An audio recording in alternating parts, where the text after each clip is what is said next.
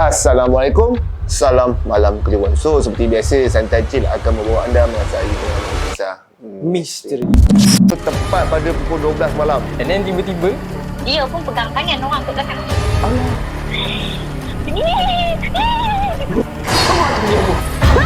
Kau tahu tak, aku nampak apa? Kau nak mati ke? Dia menari tu, dia terpanggil-panggil tiba kan.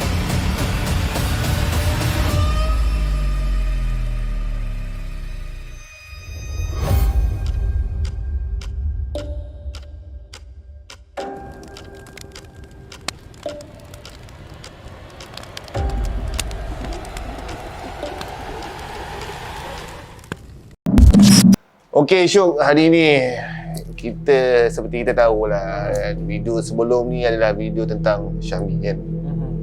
So kali ni adalah part 2 untuk Syahmi kita dengar hari ni. Dia nak cerita lah kan. Sebelum ni cerita dah memang keras. Oh, ya aku aku ingat lagi cerita Macam yang lah kan. guling-guling tu semua. So kali ni kita nak tengok keras ke tak keras juga kan.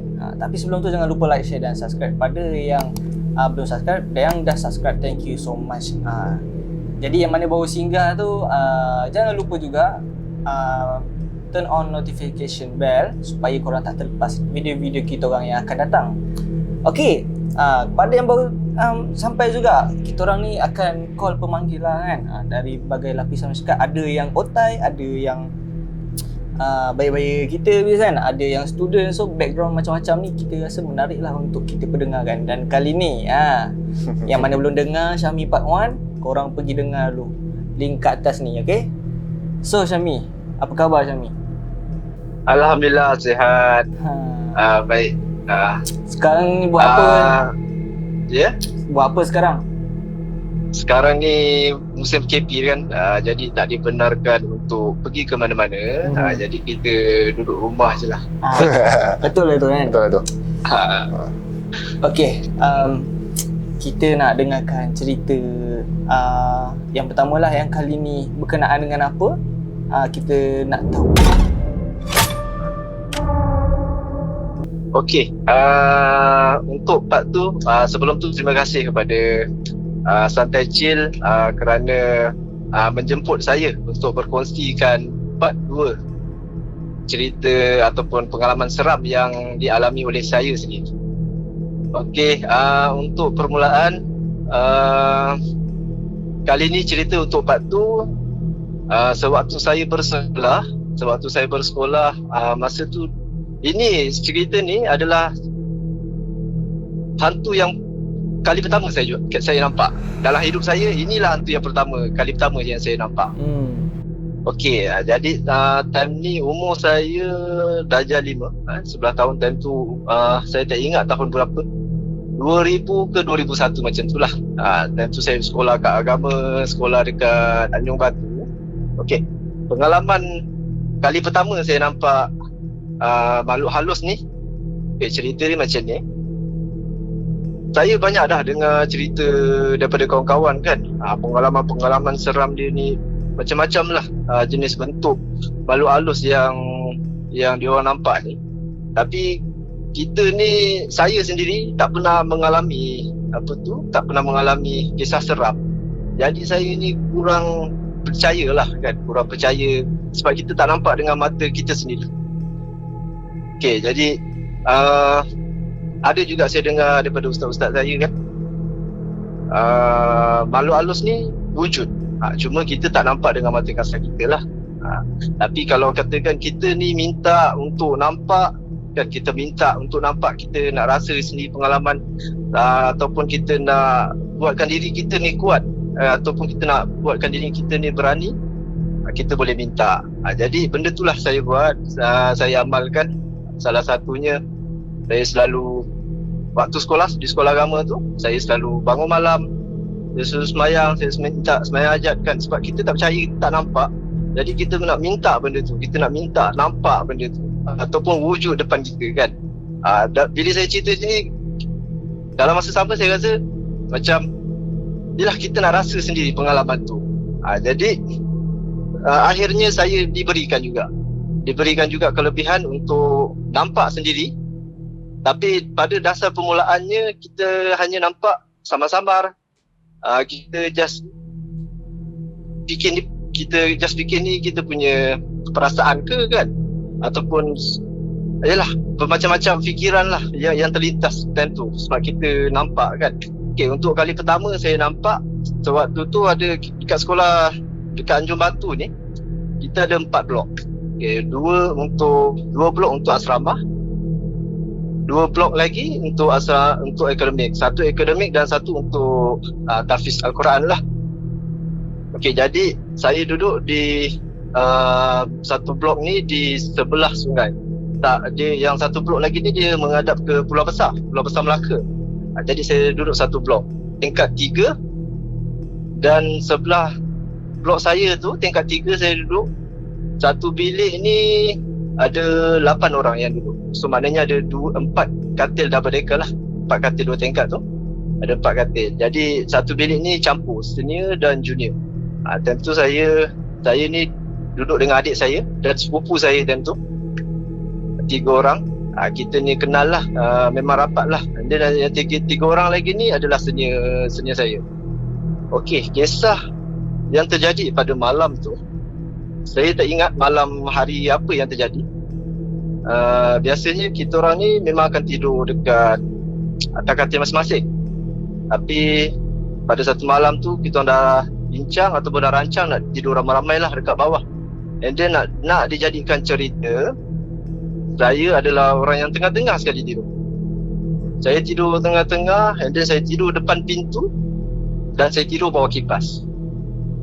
Kita ada 8 orang, jadi saya tidur paling tengah, dan ada kipas, saya tidur di bawah kipas lah. Jadi satu malam tu saya tersedah, tak ingat pukul berapa sedah, disebabkan sejuk, terlalu sejuk. Saya nak selimut saya kan. Dan bila bangun je, saya ternampak satu kelibat di sebelah kiri saya, di tepi almari lah. Dan tu almari kayu. Di tepi almari saya ternampak satu kelibat, di mana yang itulah kali pertama makhluk halus yang saya nampak. Makhluk halus tu dia bersila berbadan besar. Saya nampak dia hanya berbaju hitam, berjubah hitam macam tu. Dan di hadapan dia ada satu batu nisan yang sama tinggi dengan dia duduk, sama tinggi dengan makhluk halus ni duduk. Batu nisan tu dia dah dibalutkan dengan kain kapan tu. Dah dibalutkan dengan kain kapan. Saya terpandang, saya itu saya fikirlah, sebab kita first time nampak benda halus ni kan. Saya fikir ni kawan-kawan ke, tapi dia dalam keadaan dia macam berzikir tau, macam berzikir. Bukan berzikir, dia menggoyangkan badan dia tau. Menggoyangkan depan belakang, makin lama makin laju kan. Makin lama makin laju. Suara yang saya dengar tu dia berbunyi macam apa saya nak cakap, dia berbunyi macam bila orang bercakap dia macam mengomel tau, macam mengomel kan. Kata dia macam mengomel, cakap macam kita tak faham bahasa dia. Faham. Saya tak faham bahasa dia. Dia mengomel bahasa dia. Lepas tu dalam masa sama dia ketawa. Dia ketawa. Lepas tu dia mengomel. Saya cakap, ni apa benda ni kan? Ni apa benda ni? Pada saya dah, time tu dah meremang lah bulu-roma saya. Cakap, ini bukan manusia ni, saya cakap kan. Dan dia kalau manusia, kalau katakan dia sembahyang, dia akan menghadap kiblat. Kalau kita kawan-kawan kan, kita tengok dia bangun malam ke untuk sembahyang, kita nampak lah dia akan menghadap kiblat. Tapi ni dia berlawan dengan kiblat. Dia berlawan dengan kiblat. Jadi saya nampak dia bergoyang. Saya pandang agak lama. Lepas tu dia berhentikan badan dia. Dia toleh ke arah saya. Dia berhenti, betul-betul berhenti. Dia pandang, dia toleh ke arah saya dengan gerak-geri yang perlahan lah. Yang dia nak menunjukkan muka dia kan. Tapi mata saya tak tutup lagi. Saya masih tengok lagi dalam keadaan yang samar-samar gelap. Ada cahaya lampu di luar kan. lampu elektrik di luar, lampu tiang, ada nampak cahaya-cahaya sikit, tapi dalam keadaan samar-samar gelap lah. Jadi sewaktu benda tu toleh ke arah saya hanya nampak dia punya mata sebelah kiri. Mata dia sebelah kiri, mata dia ni dia macam lopong tau mata dia. Saya tak nampak mata dia macam lopong. Laju. Macam mata dia macam lopong besar kan, macam apa ni, Kosong lah. tak ada, macam kosong. Macam kosong. Jadi dia punya senyuman dia punya senyum tu panjang tau. Senyum dia tu panjang. Bila dia pandang, dia pusing nak pandang ke arah saya tu, saya cakap ni bukan manusia ni. Ini makhluk halus lah ni. Dia pusing nak pandang ke arah saya tu, saya terus tutup mata. Badan saya menggigil, sejuk. Selimut, saya nak cek selimut time tu pun dah tak jumpa dah selimut saya. Lepas tu saya diam je, saya biarkan, saya diam je. Dan saya rasa benda tu datang bisik dekat saya. Dia macam seolah-olah berada dekat sebelah telinga saya. Okay. Dia seolah-olah macam berada dekat telinga saya. Dia buat macam tu lah, dengan bunyi nafas dia kan. Dengar kat sebelah telinga saya. Lepas tu ada sambil dia bernafas tu, dia sulam dengan ketawa kecil. Macam tu lah, ketawa kecil. Okay. Jadi benda tu yang membuatkan saya, saya terfikir, ini ke yang selalu kawan-kawan cerita kan? Kita first time nampak, ni ke benda yang selalu kawan-kawan cerita, yang diorang nampak kelibat, macam-macam kelibat lah kan. Jadi bila saya terfikir, rasanya inilah makhluk gaib, inilah makhluk halus kan, ataupun jin dan syaitan kan. Bila baru saya terfikir, barulah saya rasa saya ada pengalaman tu. Saya ada pengalaman macam mana saya rasa seram. Itu kali pertama saya jumpa. Jadi bila agak lama dia bermain dekat telinga saya tu, agak lama juga, saya tak tahu berapa lama masa, tapi agak lama juga saya still pejamkan mata saya. Saya tutup mata saya. Lepas tu saya berani bukakan mata saya sikit-sikit. Sebab agak lama saya berani bukakan mata sikit-sikit. Sebab saya berani nak bukakan mata, kawan di sebelah saya, tidur sebelah saya ni, diorang merungut cek selimut. Diorang dah bergaduh cek selimut, tarik selimut masing-masing kan. Jadi saya, kekuatan saya datang, okey, maknanya ada yang kawan-kawan yang dah tersedar. Saya berani untuk buka mata saya sikit-sikit. Saya masih lihat dekat tempat tu, dan apa yang saya nampak, dia masih duduk di situ tapi dalam keadaan mencangkung. Cangkung pula. Duduk dalam keadaan mencangkung, terus menatap terus ke mata saya. Barulah saya nampak full muka. Mata dia kosong. Muka dia memang sangat-sangat mengerikan, menggerutu. Dan saya nampak dia punya senyum dia tu, dia mengerikan. Senyum dia mengerikan, saya nampak. Dan sebab saya tak tidur bersorangan, saya tidur ramai-ramai. Jadi saya berani untuk kejutkan kawan sebelah saya. Jadi bila saya nampak dalam keadaan macam tu, saya terus berani untuk kejut kawan saya. Bangun kan, saya kejut dia. Saya betul-betul kuat saya kejut dia. Jadi dia macam, mamai dia bangun, kenapa kan. Jadi bila saya dah kejut kawan saya tu, barulah benda tu tiba-tiba dia macam nak kata dia merangkak pun bukan merangkak, dia still macam mencangkung.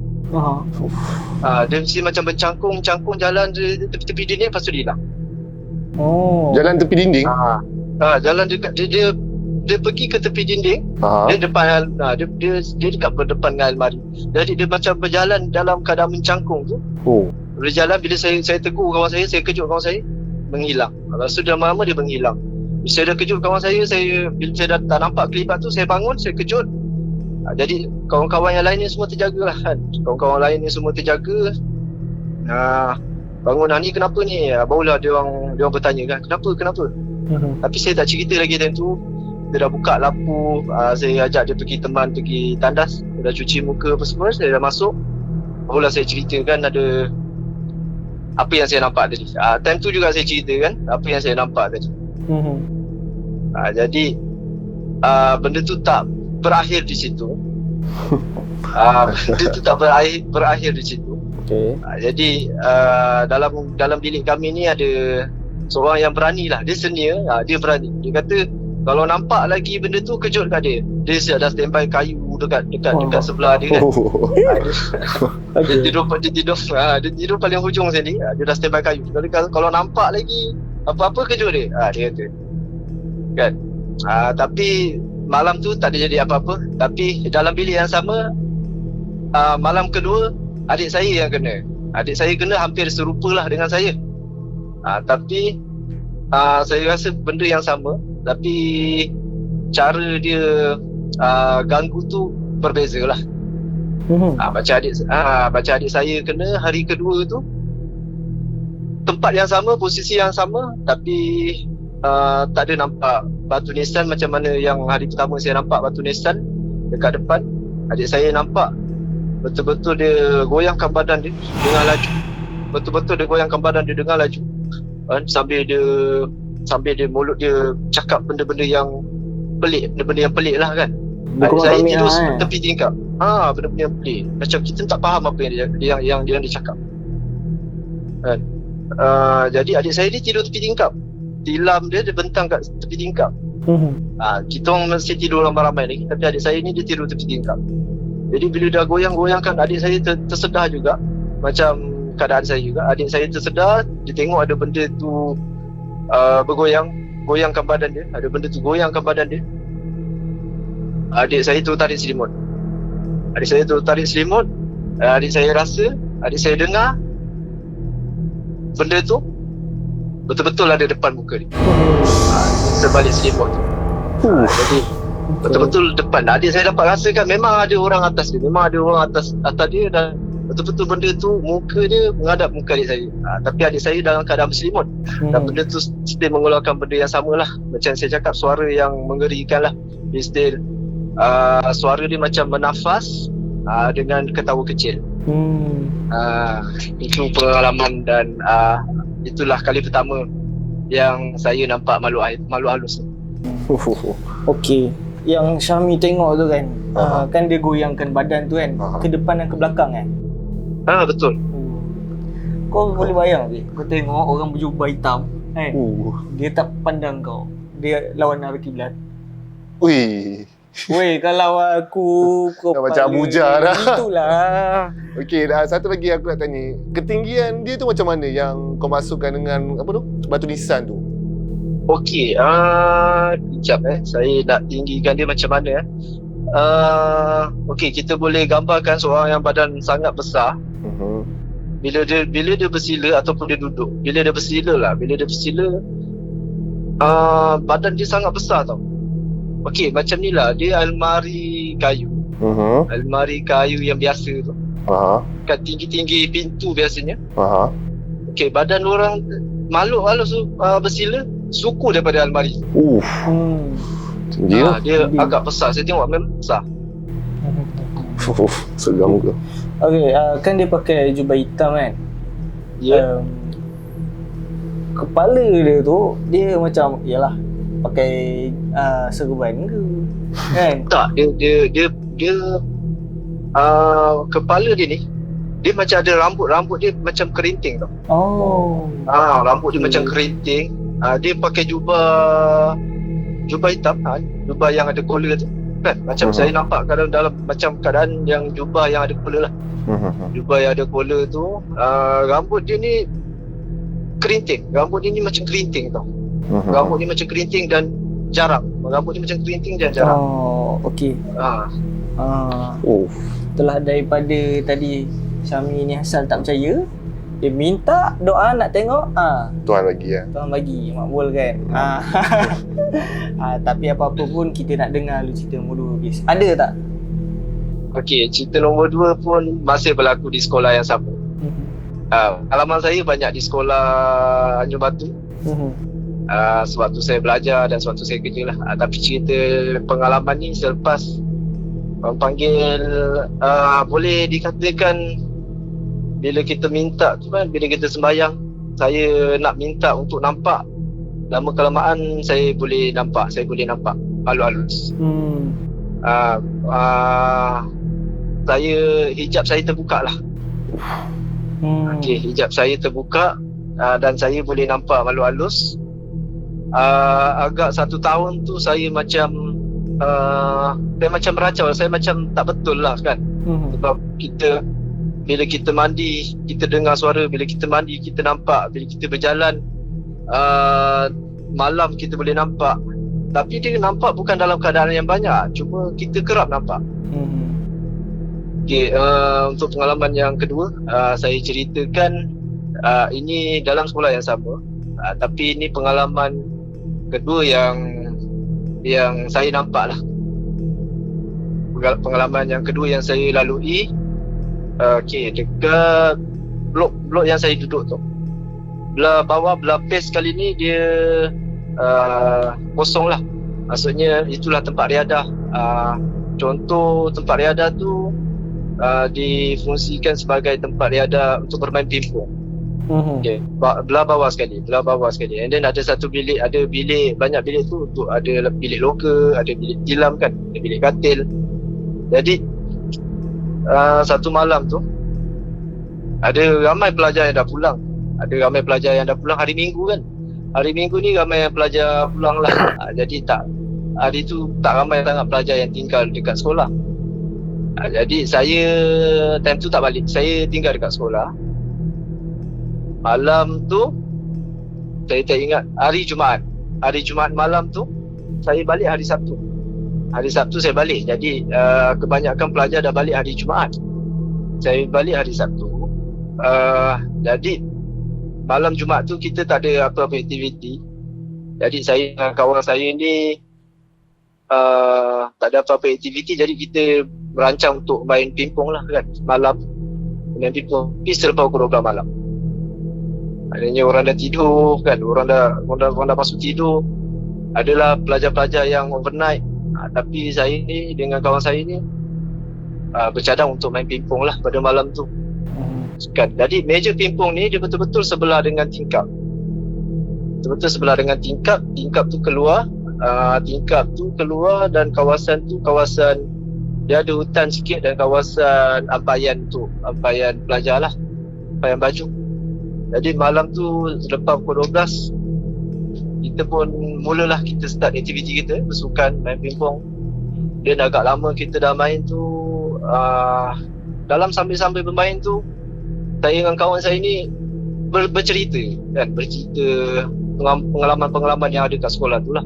Macam kawan saya ni, dia kata dia ada cerita dia sendiri, pengalaman dia. Tapi kita tak expect pun apa-apa terjadi malam tu. Kan, tapi kita just sambil kita main tu kita bercerita. Yes. Nak jadikan cerita, ada satu tingkap ataupun tingkap dekat tepi tu. Ada satu tingkap ni dia dah pecah. Ada beberapa tingkap yang pecah. Jadi tengah-tengah main pingpong, bola tu terkeluar melalui tingkap tu. Okey, jadi kawan saya ni offer lah diri untuk ambil bola pingpong tu. Dia punya perjalanan tak jauh pun. Jadi dia akan lalu dekat luar, dia akan pusing kat belakang. Lepas tu dia masuk balik. Perjalanan dia tak jauh pun. Jadi saya pun setuju lah. Saya cakap nak aku teman tak? Saya cakap macam tu dengan dia, nak aku teman tak? Tapi dia kata tak apalah, sekejap je, bukan jauh pun. Macam tu. Okeylah, saya pun tunggulah dekat meja pingpong tu. Lepas 15 minit saya tunggu, dia tak balik-balik. Maknanya dia tak datang. Saya cakap, ni dah balik ke apa ni? Saya tengok, saya jengah daripada tingkap tu. Saya tak nampak pun satu kelibat dia. Saya tak nampak pun dia lagi kat situ. Jadi saya fikir, ini dah balik ni, tapi saya nak tengok ke dia pensan ke dekat sana kan. Kita pun tak tahu. Jadi dia ada dua dekat bangunan ni, dia ada dua laluan tau. Okey, dia ada macam kaki lima. Kaki lima ni bila kita lalu ke kaki lima ni, dia ada bilik lah, bilik kiri dan kanan. Jadi ujung bilik tu, ujung kaki lima tu dia ada satu pintu untuk keluar. Jadi kawan saya ni dia melalui sebelah kanan, sebelah depan. Bila keluar daripada pintu tu, kita akan nampak bangunan sebelah sana. Jadi saya ambil keputusan untuk lalu pintu belakang. Dia lalu pintu depan, saya lalu pintu belakang. Saya bertentangan dengan arah yang dilalu lah. Jadi bila saya pusing, saya pergi sendiri, dan tu dekat belakang memang sangat-sangat gelap. Lampu pun ada satu lampu je. Lampu tangga, saya ingat lampu tangga. Jadi bila saya keluar, gelapnya kan. Tapi saya kata tak apalah, jalan je. Ke belakang tu saya dah rasa dah aura seram tu kan. Saya dah rasa dah. Jadi saya pusing. Bila saya pusing, saya nak sampai ke arah bola tu, saya nampak bola tu jatuh. Saya nampak bola tu jatuh lah. Maknanya dekat situ je. Saya cakap nak ambil bola bukan lama kan. Sekejap je nak ambil bola ni kan. Saya cakap ini mesti dia tinggalkan saya ni seorang-seorang. Saya fikir macam tu lah. Jadi saya pun ambil bola. Masa saya pegang bola pingpong tu, saya nampak satu kelibat. Saya nampak satu kelibat daripada sana, daripada jauh. Nampak satu kelibat kawan saya. Apa? Kelibat kawan ni? Saya nampak satu kelibat kawan saya. Kawan saya yang pergi ambil bola pingpong tadi. Yang tak balik ataupun yang tinggalkan saya. Jadi saya nampak dia datang ke arah saya. Sebelum dia datang ke arah saya tu, sebab kat kawasan tu agak gelap. Jadi saya nampak lah tubuh dia, kita boleh tahu tu kawan kita kan. Jadi memang saya nampak muka dia, tapi muka dia lain tau. Muka dia macam pernah tengok tak orang kena stroke separuh stroke badan ni. Muka dia cengit. Bila mulut dia tu macam cengit. Mata dia macam jatuh. Mata dia macam jatuh, mulut dia macam cengit. Tapi separuh je, separuh badan. Dia macam, dia seolah-olah dia senyum kat saya, tapi dalam keadaan yang macam muka dia macam tu. Kan? Lepas tu saya pun sebut nama dia. Faiz, kau pergi mana? Kan? Saya cakap dia, kau pergi mana? Aku tunggu kau lama tak ambil bola ni. Ni bola, tahu kau datang. Tapi bila makin lama dia makin dekat dengan saya, saya rasa macam lain pula. Dia tak cakap dengan saya sepatah pun. Lepas tu saya ambil keputusan tu, saya lari. Saya ambil bola tu, saya cakap, tak apalah. Saya terus lari je. Saya tak terus masuk bilik, saya terus masuk ke surau. Dan apa yang saya nampak dekat surau tu, kawan saya ada dekat situ, dekat sudut, dekat tepi dinding. Tengah duduk dekat situ. Jadi bila saya pergi ke arah dia, saya cakap, ni betul-betul Faiz ke? Siapa ni kan? Jadi saya tanya dulu soalan ni. Jadi dia kata, aku ni. Dia dalam keadaan yang takut lah. Dah gigit. Lepas tu saya cakap dengan dia, buka lampu surau. Baru dia cerita. Dia kata first kali dia cerita, dia minta maaf sebab dia tinggalkan saya seorang-seorang kat situ. Sebab dia dalam keadaan takut, dia terus lari, tak tahu nak ke mana, dia masuk surau. Jadi apa yang dia cerita dengan saya, dia nampak sebelum dia nak sampai dekat bola tu, dia nampak diri saya ni macam mana yang saya nampak tadi. Dengan muka yang apa, separuh stroke tu. Macam mana yang dia nampak tu, macam mana yang saya nampak muka dia, macam tu yang dia nampak muka saya. Jadi itu yang dia lari tu. Itu yang dia kata, ini bukan kau ni, dia kata. So dia lari. Dan saya nampak pun benda yang sama. Muka macam dia, dalam keadaan yang muka yang macam tu. Lepas tu kita ambil keputusan untuk nak stay kat surau tu. Ambil keputusan untuk nak stay kat surau tu. Saya tengok jam dekat surau tu dalam pukul 2 ke 2.30 macam tu. Kita orang duduk je. Kita orang duduk tak ada nak buat apa. Saya cakap dengan Faiz, jomlah kita balik bilik lah. Dan sebab takut juga kalau apa-apa jadi dekat sini, saya cakap dengan dia kan. Jadi saya pun dengan Faiz ni keluar daripada surau. Saya keluar daripada surau tu, kita sekali imbas terpandang dekat sudut sebelah tepi tangga sebelah tepi bangunan yang saya main pingpong tadi. Tepi tangga, saya dengan dia terpandang ke sana. Saya nampak apa yang kita orang nampak ni, saya dengan kawan saya tu duduk berdiri dekat tepi tangga. Dah ada dua lah maksudnya? Ada dua. Saya dengan kawan saya ni, kita nak balik bilik lah kan, nak balik bilik. Bila kita nak naik tu, kita terpandang dekat sana. Memang kalau kita naik tangga tu, kita akan nampak juga dekat tempat tu kan, sudut tu. Bila saya naik, saya dengan kawan saya tu tergamam, kita nampak muka sendiri tau. Dekat belah hujung, dekat bangunan tu. Tapi dia belah tepi nak ke hutan, saya nampak dia berdiri betul-betul kat depan tangga dia berdiri. Saya nampak muka saya sendiri tepi tangga dan muka kawan saya sendiri. Yang saya dua-dua nampak. Saya dengan kawan saya nampak benda yang sama. Sambil dia melambai ke arah saya. Lambai siap. Okey. Jadi kita pun berlari masuk bilik kan, dalam keadaan yang petan saya nampak benda tu menyerupai saya kan. Jadi terus saya lari masuk bilik, tak buat apa, buka lampu. Tentu bilik yang dalam bilik saya pun tinggal berapa orang je. Saya tak silap saya dalam 4 orang je yang tinggal kan.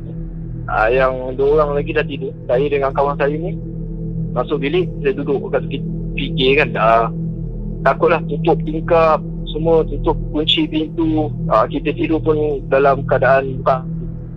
Tapi sebelum tu saya dah pergi bilik air, saya dah mandi dulu, saya dah angkat sembahyang, lepas tu baru saya masuk untuk tidur. Jadi itulah 2 pengalaman yang saya boleh kongsikan yang sewaktu saya bersekolah dulu. Cerita dia macam movie siap. Itulah pasal. Aku cerita ni pun aku tak boleh belah lah. Sebab aku dapat membayangkan kalau aku dalam tempat Syahmi ni tau macam mana. Kalau aku walaupun nampak muka sendiri corak lah kan. Muka bengot lah aku bayangkan kan. Dalam keadaan stroke sebelah mata jatuh macam ni dengan mulut. Aku tahulah rupa dia macam ni kan. Aku dapat bayangkan sendiri kan. Wish. Tak kata Codin je. Tak kata Codin je. Tak. Aku rasa ni jin. Takkan Codin dua-dua serentak nak keluar bergabung kan.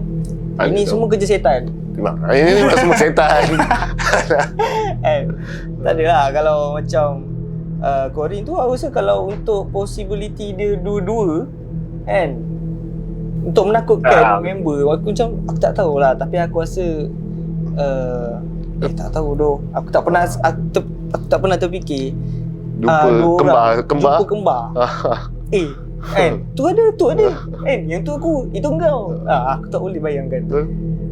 Kalau aku memang cuak agak kan. Okey, muka dia keadaan masa tu kan separuh tu macam stroke, yang sebelah tu dia senyum ke apa? Okey. Dia separuh stroke ni, yang sebelah separuh stroke ni dia berkedut lah. Muka dia jatuh, mata dia jatuh, pipi jatuh, mulut dia jatuh. Yang sebelah ni dia macam biasa. Dia macam biasa je mungkin, tapi yang sebelah ni stroke ni dia muka dia memang takutlah saya kalau saya tengok pun macam tu. Dia muka dia jatuh, mata saya jatuh, pipi saya jatuh kan, mulut saya jatuh. Okey. Dua-dua muka macam stroke lah dua-dua tu. Betul. Dua muka macam stroke. Serentak lah tu muka salah kena stroke. Okey, lepas kejadian tu ada cerita rasa siapa untuk nak ikhtiar berubat ke, mungkin rasa masa tu macam yalah Syahmi dah pernah minta untuk hijab ni terbuka kan. Ada tak macam minta sesiapa untuk rawat semula, yalah sebab hijab ni kan kalau iman tak kuat goyah. Betul. Betul. Saya tak pernah pun saya tanya pada ustaz saya kan, saya minta pendapat pada ustaz saya ni. Saya beritahu, saya cerita dengan dia. Saya cerita permulaan sampailah saya nampak benda-benda macam ni. Jadi ustaz saya ni cakap ini adalah anugerah. Jadi tak semua orang boleh dapat. Jadi gunakan anugerah ni untuk kebaikan. Dia kata untuk ke arah kebaikan. Tapi bila kita, ustaz saya cakap, bila kita minta nampak, dan bila kita nak minta dia tutup balik, kita minta juga dengan Allah. Macam tu dia kata. Kita minta juga dengan Allah. Tapi saya ni hijab saya dah tertutup. Saya dah tak nampak yang macam saya nampak yang sangat kerap tau yang saya nampak. Saya bila tahap saya dengar bila kita masuk bilik air, kenapa orang dulu ataupun ustaz kita cakap bila kita time maghrib jangan masuk bilik air kan. Time maghrib jangan masuk bilik air. Time maghrib jangan mandi. Sebab bila saya rasa, bila kita masuk, pengalaman saya sendiri, bila saya masuk dalam bilik air waktu maghrib, saya dengar suara orang menjerit. Oh. Waktu azan maghrib tu saya dengar suara orang menjerit. Lepas tu masuk dalam bilik air kan, masuk dalam tandas, saya dengar betul-betul suara orang menjerit. Macam dia, saya tak tahu macam nak cakap macam mana, tapi dia keadaan menjerit dalam kesakitan tau. Macam dalam keadaan menjerit tu dalam keadaan yang macam minta tolong. Faham. Saya dengar bising. Saya dengar macam bising orang menjerit. Saya cakap, okey, inilah sebab ni kenapa kita tak digalakkan untuk mandi waktu maghrib. Kerana time waktu maghrib ni setan ataupun jin ni dia pulang kan, dia masuk ke tempat yang kotor lah. Jadi mata saya tertutup ni waktu saya tingkatan 3. Agak dalam 3 tahun ke 4 tahun, 3 tahun lebih mata saya ni terbuka. And then itu yang membuatkan saya nak cakap saya takut. Saya tak takut sangat, tapi kita tak boleh terlalu takut, kita tak boleh terlalu takut dan kita tak boleh terlalu berani kan. Jadi apa yang saya dapat ataupun apa yang saya nampak itu adalah pengalaman saya yang di mana mungkin sebab tu juga saya boleh berkongsi pada orang lain lah. Kan? Jadi waktu saya tingkatan 3, mata saya dah betul-betul tutup. Sebab saya kata untuk jaga amalan ataupun untuk anugerah yang kita dapat ni, kita kena jaga ni. Macam mana kita jaga hubungan kita dengan Allah, kita nak selagi tu kita dapat, selagi tu kita nampak. Jadi lama kelamaan kita manusia kan, bila nak arah macam saya, bila nak arah ke dewasa tu mulalah kita nakal kan. Kita dah kurang sembahyang kan, kita dah kurang amal ni, kita dah kurang amal tu. Makin lama benda tu hilang, benda tu hilang. Tapi saya still boleh nampak, tapi dia tak sekerap yang saya nampak ni. Okay. So Syami, selalunya orang hijab tu buka ni kan, dia selalunya adalah kelebihan macam boleh urut orang kan, macam boleh macam ubat ke orang. Kalau ada kerasukan ni selalunya dia ni jadi pakar lah kan. Betul. So Syami ni ada ke kelebihan-kelebihan yang macam tu? Kelebihan saya ni, saya tak ada kelebihan pada perubatan. Saya pernah belajar juga benda tu, tapi saya tak ada kelebihan pada perubatan. Saya pernah belajar juga dengan ustaz saya, tapi saya tak dapat ilmu perubatan tu. Tapi saya dapat daripada ilmu lain. Contohnya saya sendiri boleh buka hijab orang. Tapi kita tak boleh cerita lah pasal benda ni. Ramai pula yang PM nanti dia tanya macam mana buka hijab ni. Jangan minta lah. Minta itu lah. Minta bukan. Itu lah pasal. Okey. Buka hijab orang Ada yang minta pada Syami untuk buka hijab ke? Ada. Macam masa saya belajar dulu, saya belajar dekat college dulu. Dan kita cerita pengalaman kan. Jadi kawan saya ni tertarik lah untuk dia kata, boleh tak nak tengok. Tapi kunci untuk tutup pun saya juga. Saya adakan. Jadi boleh juga. Pada siapa yang buka hijab pada saya, kunci untuk tutup pun pada saya juga. Okey. Jadi ada satu kisah, kawan saya ni memang tertarik. Dia kata dia memang seumur hidup tak pernah lihat makhluk halus ni. Dan seumur hidup tak pernah lihat makhluk halus. Jadi saya cakap dengan dia, saya akan tanya, saya tak paksa, saya akan tanya dia berulang kali. Saya tanya, betul ni kau nak buka, kuat ke kau nak buka. Saya akan tanya berulang kali sebab saya tak nak duduk risiko kan. Jadi saya buka hijab orang ni saya belajar pun daripada ustaz saya. Dan sambil kita buka hijab tu, sambil kita beri perlindungan lah. Maksudnya ada ayat-ayat yang melindung daripada segala kejahatan yang dekat dengan kita apabila kita boleh nampak ni kan, bila kita boleh lihat ni. Jadi kita boleh nampak, kita boleh lihat ni. Dan untuk dia mengapa-apakan kita tu, maknanya saya package saya buka hijab ni sekali dengan perlindungan lah, sekali dengan ada bacaan dia. Jadi jadikan cerita, kawan saya ni pun tertarik untuk buka. Jadi saya dah bagi tahu syarat-syarat. Saya kata sediakan sekian-sekian barang kan, sekian-sekian. Jadi saya mulakanlah operasi hari malam tu. Saya mulakan operasi, saya bukakan hijab dia.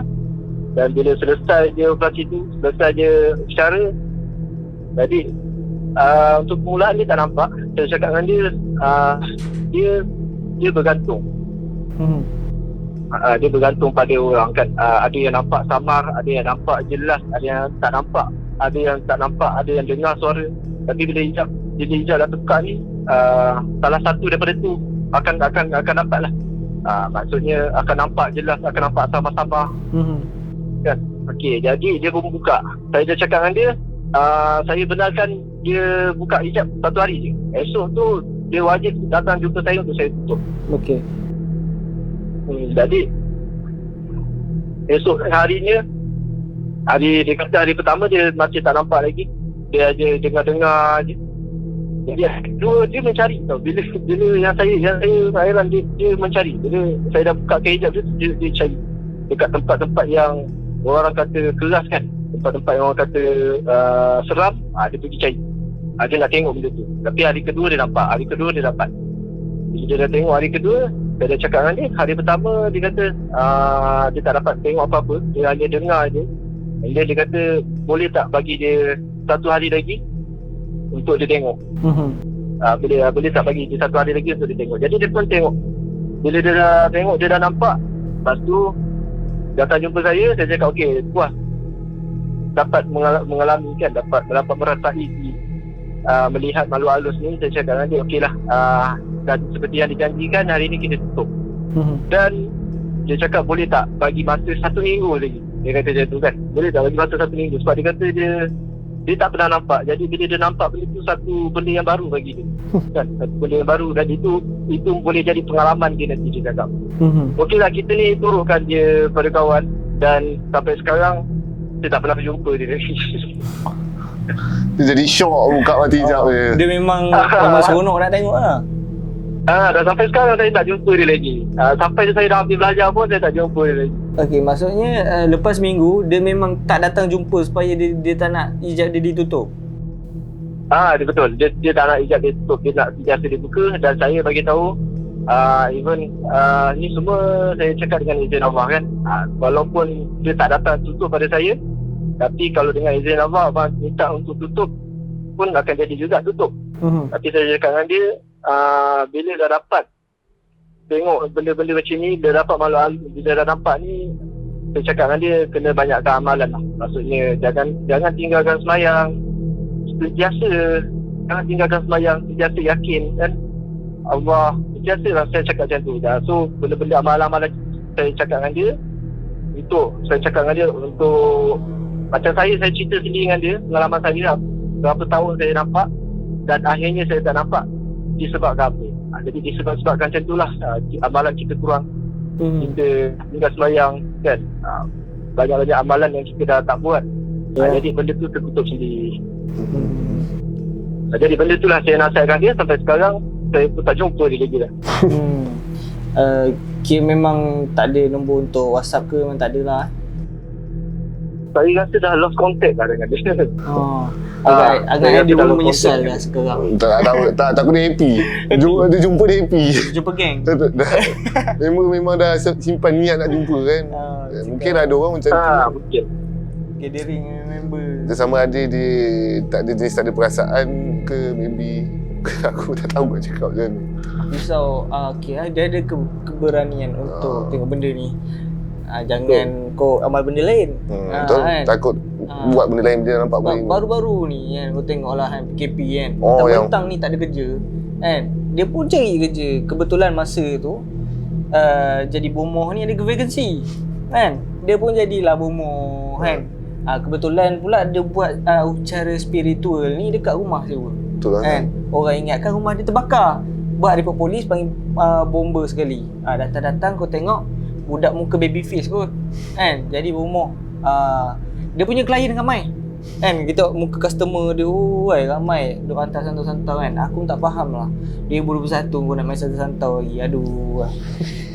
So orang kata hijab ni macam-macam bentuk ada lah kan. Hari tu kita dah bincang dah. Yang Syami ni pula aku baru dengar satu keistimewaan yang dia boleh pindahkan atau buka hijab orang kan. Betul. Jadi kalau aku ternampak, aku buat servis.